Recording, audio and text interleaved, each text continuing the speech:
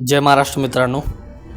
आज मला आलेल्या किचनमध्ये काय काम बाकी आहे तर आपलं कटिंग करायचं होतं. कटिंगनं सुरुवात करूया म्हटलं तर पहिला कोबी जसा कट करायला घेतला तेवढ्यात बघतो तर काय आर्यनने इकडं सेटिंग लावली, कढई वगैरे चढवली, तेल लावलं मस्तमध्ये नवीन. त्यानंतर गोबी मंचुरी फ्रायच्या तयारीला लागला. मग मी इकडं कॅबेज असा स्क्वीज करून कटिंग करायला घेतला. आपल्याला मंचाव कटिंग करायचं होतं, केलं. कोरिअँडर कटिंग केलं.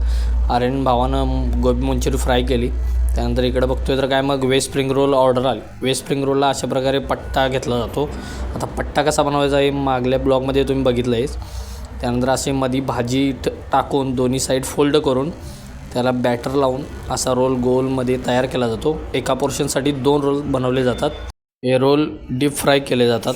डीप फ्राय झालं हे ओळखण्यासाठी गोल्डन ब्राऊन कलर आला की तुम्ही कढईतून काढू शकता. त्यानंतर याचे एकाचे 4 भाग करून असं कट करून प्लेटिंग केलं जातं. आपला वेज स्प्रिंग रोल आवडला असला तर आपल्या ब्लॉगला लाईक करा, फॉलो करा आणि शेअर करा.